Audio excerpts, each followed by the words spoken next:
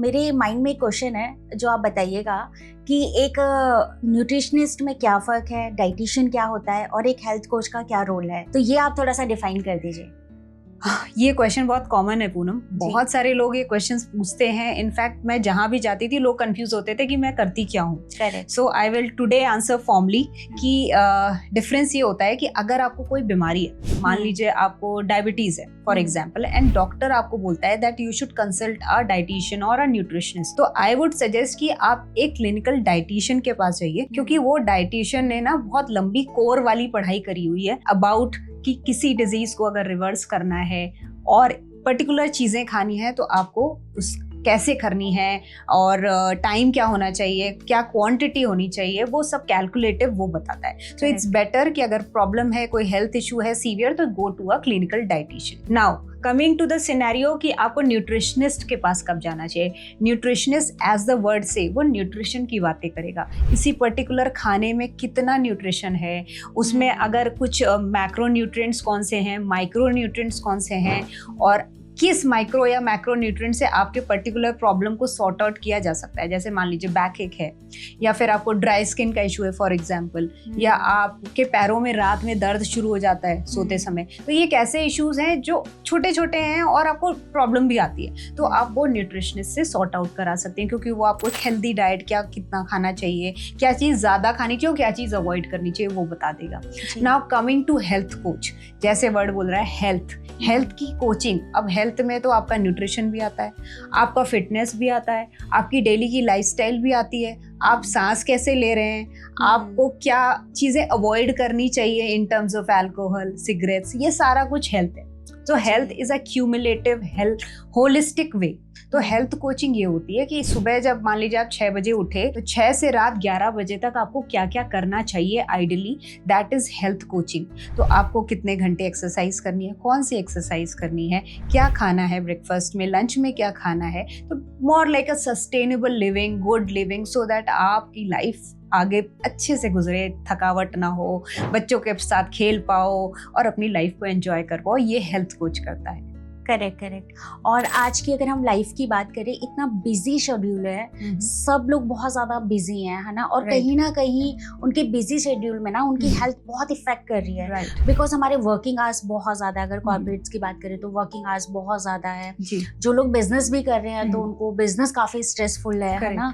और अगर हम स्टूडेंट्स की बात करें तो आज के टाइम पे स्टूडेंट से तो फोन ही नहीं छूट रहा है, है ना, और जो बाकी की बची कुची जनता है वो स्क्रॉलिंग में निकाल रही है, तो कहीं ना कहीं हेल्थ तो इफेक्ट कर रही है। तो आप हमारी ऑडियंस को मतलब फुल डे की कोई एक अच्छी हेल्दी टिप्स दीजिए जो वो फॉलो करके मतलब हेल्दी रख सके खुद को। सो पूनम, मैं बताना चाहूंगी, आप किसी भी एज के हो, भले आप यंगस्टर हो, कॉलेज गोइंग हो, या फिर आप शादी हुई है अभी, या फिर आपने बच्चे हुए हैं अभी, या ऑफिस जाते हो, what ever your age group में भी, तो आपको कुछ बेसिक चीजें हैं जो अगर आप शायद अपनी दादी नानी से भी पूछोगे ना, वो भी बताएंगे। तो आपको बस अनलर्न करनी है कुछ चीजें, लर्न नहीं करनी है, आपको बेसिकली अनलर्न करनी है। तो जो आप, पहली बात तो जो खाना आपकी दादी नानी आइडेंटिफाई ना कर पाए वो खाना नहीं है। उनके टाइम पे पैकेज फूड नहीं होता था, बट अब पैकेज फूड है, तो हमें पैकेज्ड फूड से सबसे ज्यादा दूर रहना है। जितना भी प्रोसेस्ड खाना है उनसे ज्यादा से ज्यादा दूर रहना है। फिर उसके बाद आई बात पानी की। जब भी भूख लगे सबसे पहले पानी पी लो, क्योंकि जो हमारा ब्रेन होता है ना वो कंफ्यूज होता है भूख और प्यास में। सो वो थर्स्ट और हंगर में कंफ्यूज होने की वजह से आपको बता ही नहीं पाता, और आपको हमेशा लगता है भूख लगी है, आप जाके कुछ एक्स्ट्रा मंचिंग कर लेते हो। फिर क्या होता है, एक्स्ट्रा कैलोरीज गई तो आपकी वेट तो बढ़ेगा, आपकी हेल्थ भी खराब होती है, क्योंकि आपने खराब खाया, आप फ्रूट्स तो खा नहीं रहे हो कुछ, ठीक है। तो यहाँ पे आप सबसे पहले पानी पी लीजिए जाके। थर्डली, आप जब भी कोशिश करिए, जब भी स्नैकिंग कर रहे हैं तो बेटर स्नैकिंग ऑप्शंस को लीजिए। जैसे कि आपने रोस्टेड मखाने ले लिए, चने हैं रोस्टेड, वो खा लीजिए, या फिर कोई भी सीजनल फ्रूट है उसको एटलीस्ट मिनिमम 2 पोर्शन उस फ्रूट के, जो भी सीजनल फ्रूट चल रहा है, आजकल मैंगोज बहुत आ रहे हैं, मैंगो को खाने के बाद मत खाइए स्वीट डिश की तरह, मैंगो को as a fruit between the meal as a snack खाइए, कभी भी नुकसान नहीं करेगा। लोग कहते हैं कि मैं ज्यादा मैंगो खाने लगा तो मोटा हो गया, भाई खाने के बाद स्वीट डिश की तरह फ्रूट थोड़ी ना खाया जाता है, तो इसलिए आप मोटे हो रहे हैं। सो ऐसी छोटे छोटे चेंजेस हैं। अब जैसे सन सोकिंग की बात करूँ, लोग क्या कर रहे हैं आजकल, खूब सारी सनस्क्रीन लगा लगा के बाहर जा रहे हैं। करेक्ट। बाहर क्या जा रहे हैं, गाड़ी में बैठते हैं बेसमेंट में, और फिर हाँ। दूसरे जगह पहुंचते हैं, वहां भी बेसमेंट में गाड़ी पार्क करके ट्यूबलाइट के नीचे बैठ जाते हैं और सनस्क्रीन लगाते रहते हैं। और एज अ बहुत सारे ऐसे डॉक्टर्स हैं, मैं ये नहीं बोलूंगी सारे डॉक्टर, बट डॉक्टर्स उनको यही सिखा रहे हैं कि आप ट्यूबलाइट में भी बैठे हो तो सनस्क्रीन लगाओ। करेक्ट। इनफैक्ट कहा जाता है कि अगर आप घर के अंदर भी हो हाँ, तो भी आप सनस्क्रीन यूज करो। तो as the word say it is for sun protection. correct. ठीक है, उसमें भी बहुत सारी वैरायटी है कि ब्रॉड स्पेक्ट्रम है क्या है। तो जब आप सन में जा ही नहीं रहे हो तो प्रोटेक्ट किस चीज से कर रहे हो, और सन से प्रोटेक्ट करने की जरूरत नहीं है। जैसे खाने में हर चीज का बैलेंस जरूरी है ना, वैसे ही आपको सन से भी जो लेना है ना वो बैलेंस तरीके से लो। सुबह 5 से 10 मिनट की धूप मिनिमम, इतनी अगर आपने ले ली ना तो आपका हार्मोन का जो साइकिल है वो सेट हो जाएगा। अगर पीरियड्स की प्रॉब्लम है वो सेट हो जाएगी, नींद का इशू है वो सेट हो जाएगा, इम्यूनिटी लो है तो वो सेट हो जाएगी। ऐसी बहुत सारी चीजें हैं जो सेट हो जाएंगी, और हम सोचते हैं विटामिन डी के लिए धूप में बैठते हैं। करेक्ट। बट सच्चाई ये नहीं है। There are an number of benefits, उसकी वजह से दुनिया चल रही है। जब सूरज नहीं आता है कुछ दिन, अभी तो गर्मियां है तो हमें लग रहा है कि हाय गर्मी, बट जब सूरज नहीं आता तो होता है कि सन ही नहीं निकला, right. So it is a vital thing in our ecosystem, उसको हम नहीं छोड़ सकते हैं। ठीक है, और भी बहुत सारे छोटे छोटे चेंजेस हैं जो हम लाइफस्टाइल में करेंगे तो हमें उसके हेल्थ बेनिफिट्स भी मिलेंगे। अगर और कभी भी ना, मेरे हिसाब से वेट लॉस या फैट लॉस करना दिमाग से निकाल देना चाहिए। सिर्फ फोकस करना चाहिए अच्छी लाइफस्टाइल के लिए। Weight loss, fat loss, disease reversal, ये सब कॉम्प्लीमेंट्री मिल जाते हैं। करेक्ट। अगर एक अच्छी डाइट लेते हैं करेक्ट तो ये वैसे भी होना है। हाँ, मुझे ना आपकी बात से एक थोड़ा सा मैं इसको ये फील कर रही थी कि जो सनस्क्रीन है ना, इसकी अगर हम बात कर रहे हैं सनस्क्रीन की, तो आज के टाइम पे मतलब मुझे थोड़ा सा ये गिमिकी भी लगता है कि इतने ज़्यादा प्रोडक्ट आ गए हैं।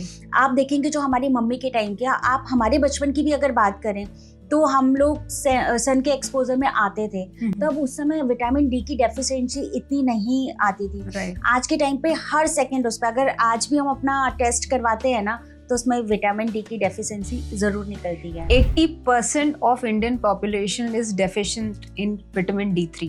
करेक्ट। और जब हम इतनी सनस्क्रीन लगा रहे हैं, इतने ब्रांड्स हैं, इतने सारे प्रोडक्ट्स हैं, तब हम डेफिशिएंट हैं।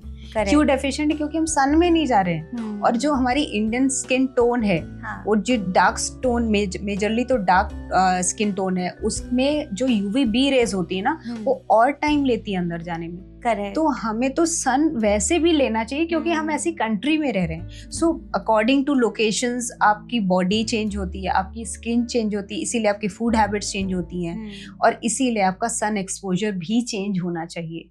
तभी आप अच्छी लाइफ जी पाएंगे और एक डिजीज फ्री लाइफ जी पाएंगे। तो जो नेचर ने हमें चीजें दी हैं, पानी, सन, हवा, और ये सारी चीजें जितनी हैं, ये जितनी हम लेंगे in good sense I am saying, तो वो हमारे लिए अच्छी हैं। जैसे एक एग्जांपल दूंगी पूनम मैं आपको, हमेशा से आपने भी सुना होगा कि घास पे नंगे पैर चलो तो आंखों की रोशनी बढ़ती है, सुना होगा, राइट? सुना होगा।